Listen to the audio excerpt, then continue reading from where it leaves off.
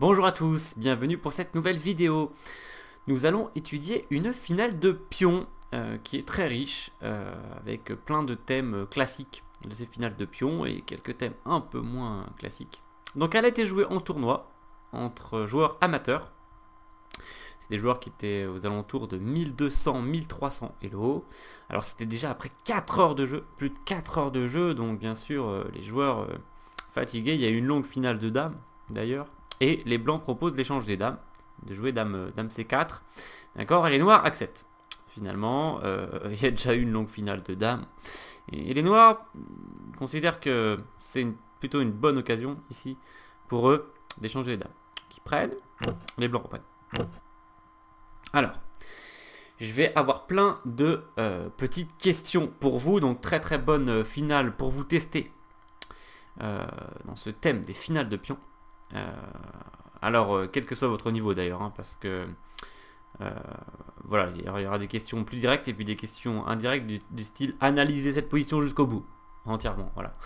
Et c'est la première question d'ailleurs pour vous, voilà, donc si vous êtes un joueur de compétition, si vous avez un peu l'habitude, ou tout simplement que vous voulez vous tester, parce que vous considérez que vous avez quand même un certain nombre de connaissances dans les finales de pions, eh bien je vous invite à prendre cette position, sachant que bien sûr qu'il y a eu roi c4, donc le trait est au noir, c'est au noir de jouer. Et je vous invite à analyser cette position de la manière la plus exhaustive possible. Et pour cela, je vous suggère de vous allouer un temps entre 5 et 15 minutes. Voilà, fonction de votre niveau. Donc si vous considérez que vous êtes vraiment un joueur, disons, de bon niveau, de compétition, on va dire peut-être plus que 2000 Elo. 5 minutes ne seront pas de trop pour analyser de manière exhaustive cette finale. Voilà, il y a un certain nombre de variantes à vérifier. Donc ce ne sera pas de trop. Et puis donc ben voilà, si vous êtes plutôt aux alentours de 1700-1800 Elo, une dizaine de minutes, ça sera minimum pour essayer de regarder un maximum de choses dans cette position.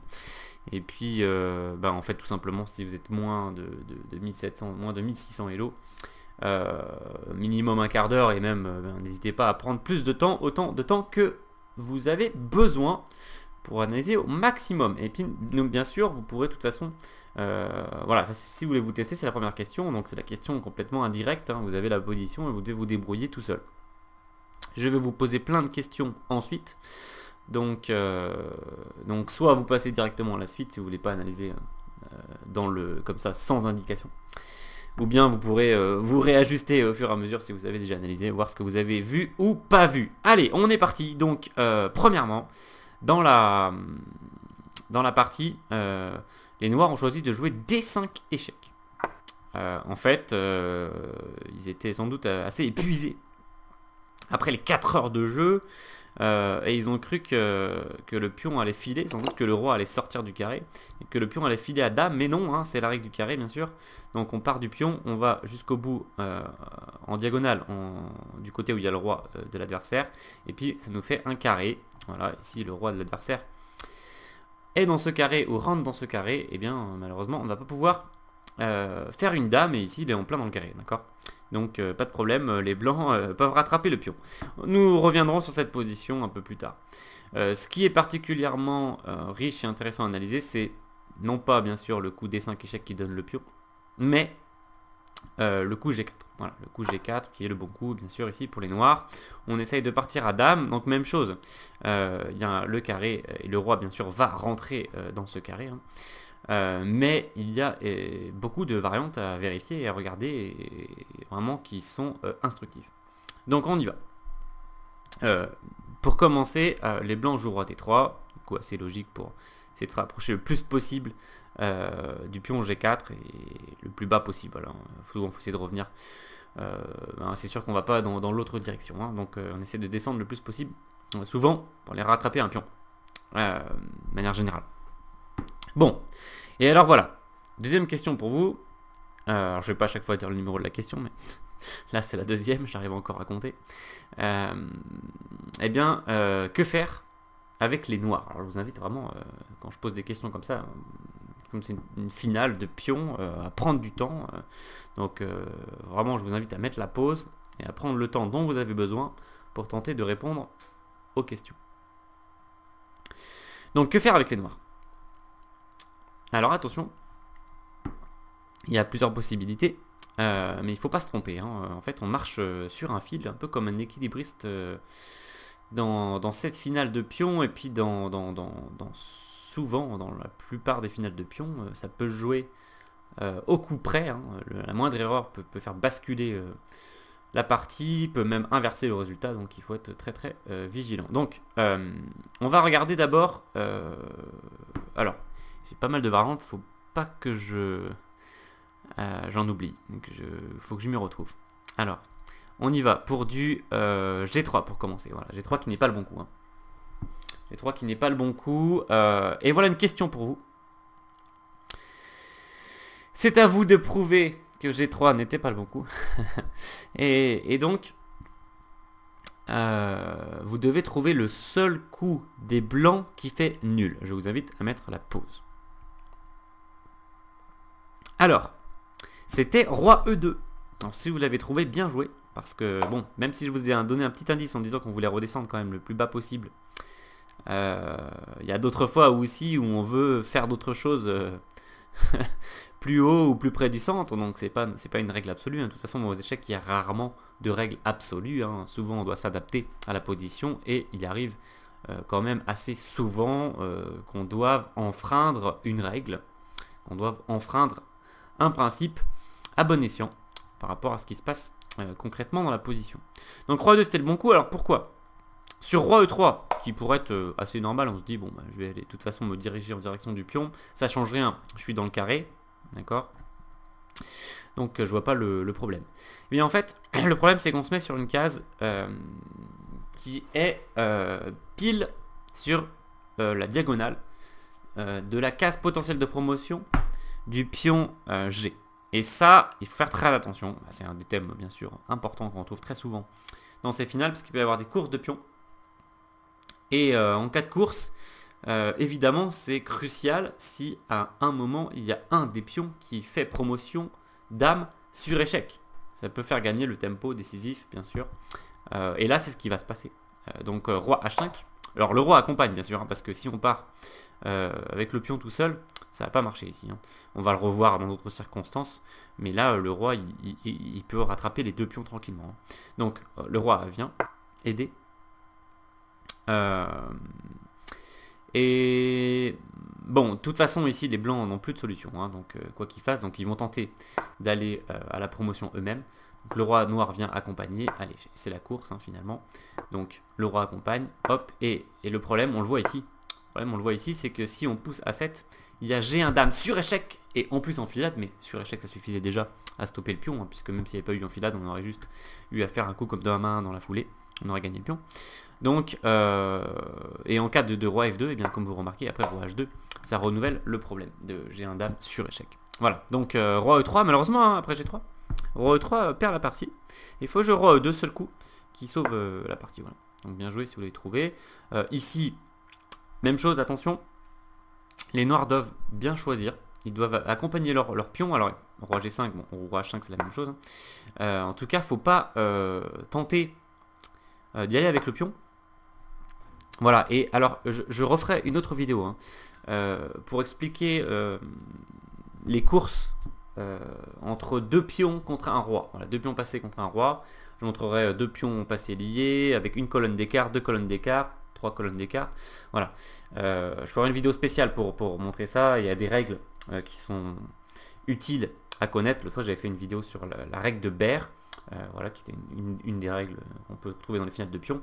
Et je ferai une vidéo spéciale. Alors, je vais vous la mettre au-dessus. Voilà. Si une fois que je l'aurai fait, j'essaierai de rajouter la fiche pour que vous puissiez accéder directement si vous voulez prendre des règles spéciales. Mais je ne peux pas la mettre à l'intérieur de celle-ci, ça aurait fait trop long. Voilà. Donc là, on va décrypter cette vidéo, mais sans partir sur d'autres choses. On va essayer de se concentrer voilà, sur une chose à la fois. C'est déjà assez compliqué comme ça les échecs. Donc on va essayer de simplifier. Donc D5, alors en cas où on joue D5, le roi, bah, tout simplement, regardez, il va venir prendre tous les pions en fait. Voilà, et il revient dans le carré de ce pion. Voilà, le carré que je peux retracer. Voilà. Donc ici, on se rend compte de quoi? On se rend compte qu'on ne peut pas aller avec les pions. Donc il faut, après roi E2, accompagner avec le roi. Et ici, attention. Alors j'ai plein d'autres questions pour vous, hein, donc je ne vais pas vous en poser à chaque fois, ça ferait trop. Mais ici, tout simplement, on va montrer que il faut pas se tromper encore avec les blancs et il faut envoyer le pion, par exemple, pour aller à la promotion. Et ça va faire nul, tout simplement. Il va y avoir roi G4, A5, roi H3, donc le roi noir vient accompagner son pion.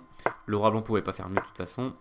Et puis chacun fait sa promotion en dame. Et ça fait vraiment clairement ici un match nul. Chacun a une dame et un pion. Il ne va rien se passer de particulier. Donc on revient. Et alors regardez ça, instructif, très instructif de voir que ici roi F3 qui a l'air plutôt vraiment sympathique comme coup parce qu'on se dit je me rapproche du pion et puis bah, je peux l'arrêter si nécessaire. Perd la partie. Perd la partie après roi H4. Et donc je vous invite ici à calculer les variantes jusqu'au bout. Voilà, je vous invite à mettre la pause pour calculer jusqu'au bout ce qui va se passer. Ici sachant que c'est au blanc de jouer. Alors on y va. Donc, en cas de A4, évidemment, roi H3, et ça arrive très très vite. Hein, donc, le pion blanc, on voit qu'il n'a pas le temps d'aller jusqu'au bout. Donc, roi G2 pour bloquer, c'était l'idée. Sauf que maintenant, le deuxième pion se met en route. Et c'est là qu'il fallait calculer correctement jusqu'à la fin. Donc, les deux pions font la course. Les deux pions vont arriver l'un après l'autre. Donc, chacun a une dame. Mais ce qu'il fallait se rendre compte ici, et il faut toujours calculer les promotions mutuelles dans ces finales de pions, mais pas s'arrêter à dame-dame. Pas dire, ok, dame-dame, chacun une dame. Bon. Il faut voir s'il ne se passe pas des choses après avec l'apparition des nouvelles dames. Il faut vérifier s'il y a des thèmes de maths, d'enfilade, des échecs, des échanges de dames, voilà, qui seraient gagnants. Et donc, évidemment, tout simplement, ici, il y a un mat très très rapide, en 3 coups, pour les noirs, hein, par dame échec qui utilise le pion. Et la dame, donc, par exemple, roi G1, dame H2, F1, dame F2, mat. À moins qu'on préfère dans l'autre sens, dame F2, échec, puis dame H2 mat ou même pourquoi pas dame F1 mat. Il y a des maths partout ici avec l'aide du pion. Donc eh bien ça perdait cette vente roi F3. Donc vous voyez ici c'est instructif. On doit choisir entre A4 ou roi F3. On peut faire le mauvais choix. Hein. Donc méfiance. Il faut bien calculer tout simplement. C'est beaucoup de calculs. Hein. Et final aussi. Hein. Il y a des connaissances qui peuvent nous rendre de fiers services. Mais toujours à la fin il faut calculer les variantes correctement. Allez, on revient donc, ben voilà, on s'est rendu compte que G3 était mauvais et que en fait le bon coup c'était D5. Voilà. Et donc question pour vous, je vous invite à prendre le temps qu'il vous faut pour y répondre, sachant que les noirs viennent de jouer D5. Analysez pourquoi ce coup gagne la partie pour les noirs et calculez l'ensemble des variantes possibles pour les deux camps. Vous avez de la pause pour cela. Alors, on y va. Donc, on est dans le dur là, on est dans le dur de la finale de pion. Hein. Donc, on va regarder roi E3, on va regarder aussi A4. Voilà, en cas de A4, les noirs gagnent par G3. Cette fois, les pions se font la malle en fait. Hein. Donc, le roi vient par exemple, et D4. Et regardez, les deux pions filent ensemble, mais cette fois, le roi ne peut pas s'en occuper. Donc, A5, on essaye, bon, D3, échec. Bon, par exemple, on essaye de rester entre les deux, mais D2, il nous oblige à revenir, puis G2, et évidemment, il fait une promotion. Hein. Donc, ici, ça passe. Après, A4, les pions filent. Donc, le roi joue en E3. Et là, c'est intéressant. Parce que, comme le roi est en train de s'occuper des pions, plutôt que de pousser le pion en A4, les pions ne peuvent pas filer, c'est comme tout à l'heure en fait. Les pions ne peuvent pas filer sans l'aide du roi noir, donc le roi noir va devoir aider. Si on joue G3, roi F3, eh bien c'est comme tout à l'heure en fait. Donc on a la même situation, et les blancs gagnent la partie facilement bien sûr. Donc, après roi E3, les noirs doivent accompagner avec leur roi, roi G5. Voilà. Et alors ici, attention, les blancs, pas grand chose d'autre à faire que lancer leur propre pion A4. A noter hein, qu'à chaque fois, on peut choisir entre B4 ou A4. mais on choisit A4 parce que il est plus loin du roi noir, donc on a plus de chances de faire dame sans qu'il revienne. Regardez, le carré du pion B, il est là, hein. Donc le roi noir, dès qu'il est en G5, il peut revenir. Donc ça peut être périlleux, premièrement. Et puis, voilà, en général, plus on est éloigné pour le pion passé, plus c'est avantageux. Mais bien sûr, on aurait pu avoir d'autres circonstances où, selon qu'on arrive sur B8 ou sur A8, ça fasse un échec ou pas au roi noir. Et là, ça aurait pu éventuellement être plus intéressant de faire l'autre pion. Donc, il n'y a pas de règle non plus absolue, encore une fois. Donc, A4.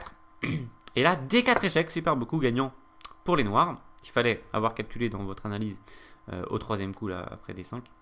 Donc, D4 échec, roi prend D4. G3, on peut aussi accompagner par roi H4, c'est le même résultat. Par contre, on ne peut pas jouer roi F4, qui pourtant dans les finales souvent peut être une bonne idée. On appelle en anglais le body check, c'est-à-dire une sorte de corps à corps entre les rois comme ça, et on essaie d'empêcher le roi adverse de revenir. Hein. C'est souvent une bonne idée dans les finales. Et ici, par contre, c'est une très mauvaise idée. Et donc, je vous invite à répondre à la question suivante. Analysez pourquoi, ici, les blancs jouent et gagnent. Je vous invite à mettre la pause pour analyser ça. Pourquoi les blancs jouent et gagnent ici. Enfin, comment les blancs jouent et gagnent. Alors, il ne faut pas aller trop vite. Parce que lui, il va aussi faire sa promotion. Et regardez, hop, en plus, échec. Mais, surtout ici, on gagne la partie. Donc, on doit être plus ambitieux que faire une promotion, nous aussi. Donc, roi D3, avec le plan de redescendre pour arrêter le pion, en quel cas on gagnerait.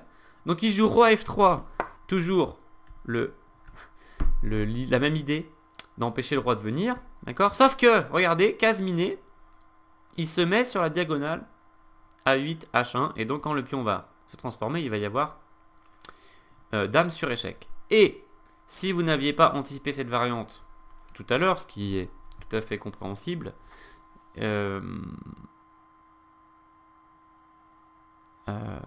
Alors là, je vous ai fait deux questions. Ouais, ok, non, en fait, vous deviez absolument avoir calculé cette variante juste avant, quand je vous ai dit analyser la position après roi F4. Donc roi D3, roi F3, A5, G3, A6, G2, il fallait avoir calculé en fait qu'il allait avoir promotion mutuelle sur cet échec, et que ici, il n'y avait qu'une seule case disponible. Correct, pour le roi noir, c'était F4, puisqu'en cas de roi G3, roi G2 ou roi G4, il y aurait dame G8 échec suivi soit du gain de dame, soit d'échange des dames, et puis on gagne avec l'autre pion. Et sur roi F2, il y aurait dame A7 échec, échange des dames et gain avec le pion. Donc il reste qu'une seule case, c'est roi F4. Ce qu'il fallait absolument avoir calculé au départ de la variante, quand je vous l'ai demandé, c'est que ici, les blancs ont un coup gagnant, qui est dame E4 échec. Voilà, qui est vraiment, encore une fois, classique hein, de ces finales, c'est-à-dire que le roi a que deux cases de libre, et dans les deux cas, on peut jouer dame E3 échec, échange les dames, et gagne la finale de pion. Voilà, donc très important cette variante, il fallait l'avoir calculé. Donc le roi F4 qui se croit malin, en vérité ici perd la partie après roi D3. Donc faut faire très attention. Donc G3, on peut faire aussi roi H4 par contre. Roi E3, roi G4, A5, roi H3, A6, G2, roi F2, roi H2, A7, G1, dame échec. De toute façon, les blancs ne pouvaient rien faire ici. Et les noirs gagnaient dans toutes les variantes. Donc voilà, D5 qui gagne ici. Hein. Et il ne faut pas se tromper. Donc on est tout au début hein, de la finale, puisqu'on a fait simplement G4, roi D3. C'est naturel. Notez que roi D4 ici n'aide pas. Hein. C'est même encore pire, parce que déjà, on se met encore, d'ailleurs sur la case, si on joue roi D4, on se met encore sur une case peu avantageuse. On pourrait se prendre un échec à la fin. Donc après roi D3, eh bien, le coup gagnant est D5 et non pas G3, le trop rapide, puisque roi E2 annule, hein, le seul coup d'ailleurs qui fait nul. Voilà pour un peu le résumé ce qui se passe ici. Après G4, bon, eh bien, on a bien avancé. On a vu beaucoup de choses déjà, et il nous reste juste voir la partie avec quelques variantes. Donc dans la partie, il y a eu D5 échec, donc un oubli des noirs. Il y a eu roi prend. Il rentre dans le carré, bien sûr. Enfin, il est dans le carré, en plein dans le carré. Et alors, question pour vous. Les noirs viennent donc de commettre cette erreur tragique de pion D5 échec. Mais il faut qu'ils se rattrapent ici. Et donc, que doivent-ils jouer? Je vous invite à mettre la pause pour déterminer ce que les noirs doivent jouer et de calculer jusqu'au bout. Voilà, calculer la variante jusqu'au bout. Eh bien, de manière assez dommage, les noirs, peut-être perturbés par leur coup précédent, ou peut-être tout simplement que c'était leur idée de base, alors ils l'ont poursuivi, ils ont joué G4. Avec l'idée de filer à dame, mais évidemment, le roi est juste là et la dame n'aura pas lieu. Donc c'était une erreur fatale qui perdait la partie. Et qui a fini par perdre la partie dans le match officiel.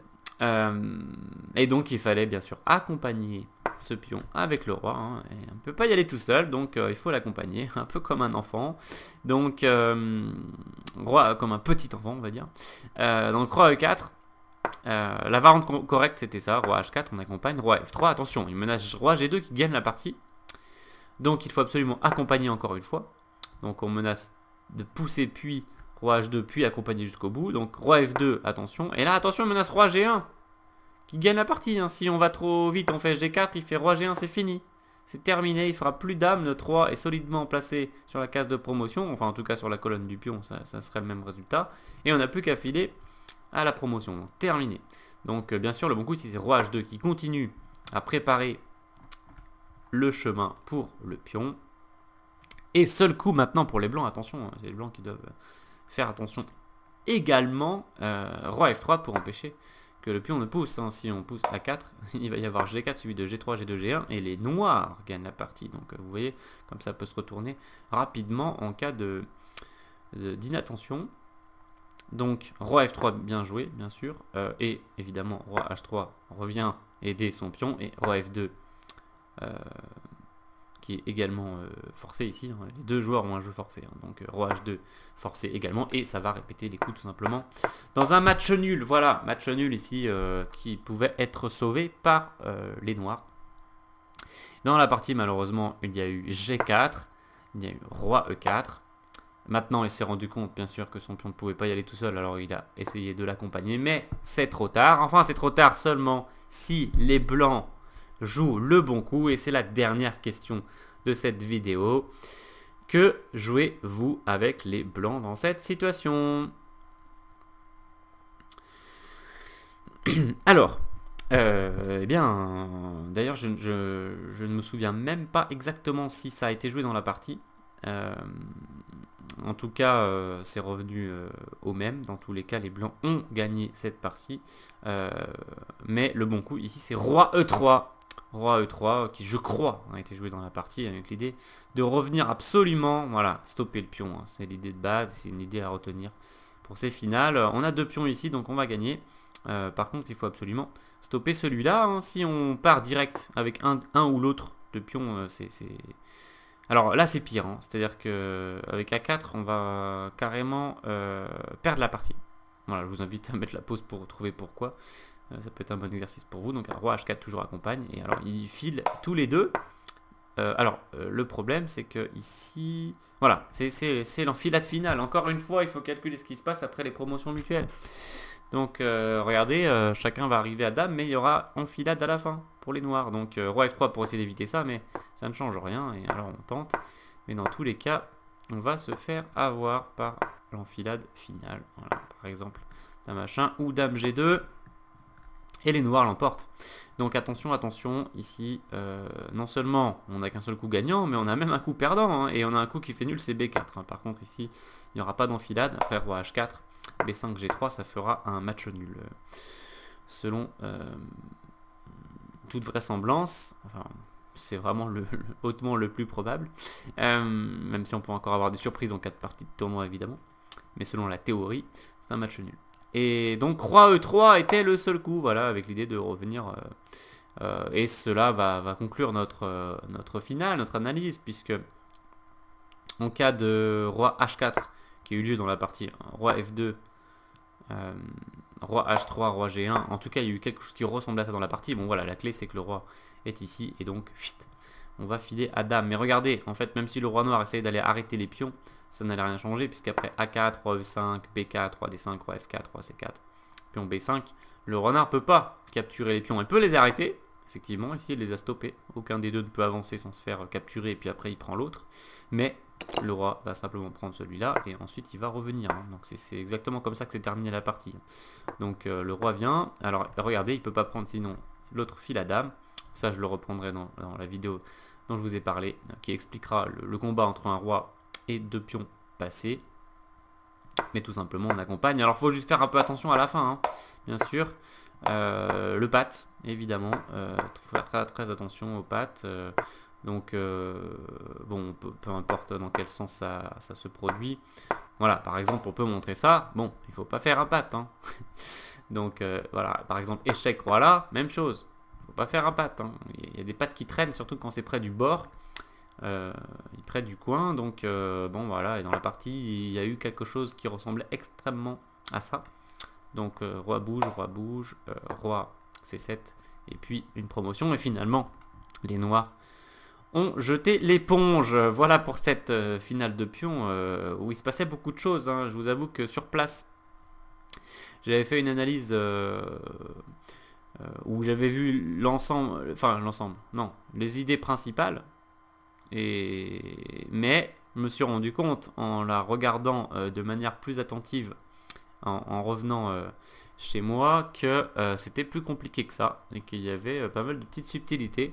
Avec quel pion il faut pousser en premier, et avec ce roi noir qui vient donner un coup de main dans plusieurs variantes. Hein, vous avez vu, donc à retenir l'accompagnement du pion, mais aussi le calcul des variantes où chaque joueur fait une dame et il ne faut pas s'arrêter à dame-dame, il faut continuer pour voir s'il y a des enfilades, des coups tactiques, des échanges forcés, ou même des réseaux de maths. Donc, autre chose très importante à retenir pour ces finales. Et puis voilà, bon, les finales de pion, comme vous remarquez, c'est très riche, hein, il se passe énormément de choses. C'est aussi pour ça, je pense que ben voilà, ce jeu fascine autant. Hein, c'est qu'avec simplement 6 bouts de bois ici, hein, 2 rois et 4 pions, on a déjà un combat potentiellement assez incroyable entre les blancs et les noirs. Voilà, et bien je vous invite à mettre un petit like si vous avez aimé la vidéo, à vous abonner si vous souhaitez être notifié des prochaines publications. J'en profite pour saluer les nouveaux abonnés du mois de janvier, voilà, de fin décembre, début janvier. Et puis bien sûr, vous aurez bientôt la fin du palmarès des plus belles parties de l'année 2017. Donc si vous souhaitez approfondir ce sujet des finales, et notamment les finales de pion, j'en ai déjà analysé quelques-unes. Voilà, il y a une playlist sur la chaîne, il y a une playlist de finales, donc je vais essayer de vous la mettre en lien en haut, voilà, à la fin de cette vidéo. Je vais essayer de vous mettre le lien soit de la playlist directement, ou soit une vidéo à l'intérieur de la playlist, comme ça vous l'aurez sur la droite, la playlist. Et donc vous pouvez étudier les finales, sujet très important aux échecs. Je sais que souvent les joueurs aiment bien étudier les ouvertures parce qu'ils aiment bien essayer de piéger leur adversaire en début de partie, mais à un moment donné, votre adversaire ne se laisse plus piéger, et là c'est important de savoir comment gérer la fin de partie, puisque il ne se laisse pas avoir si facilement ni au début ni au milieu, quand il commence à avoir un peu d'expérience, et c'est là que c'est très pertinent d'avoir des notions de finale, et si possible, voilà, d'étudier de temps en temps, régulièrement, c'est ça les échecs, hein, étudier régulièrement les finales. Eh bien, n'hésitez pas à laisser un petit commentaire, j'aime toujours les lire, et puis je vous dis à très bientôt pour de nouvelles vidéos. Salut!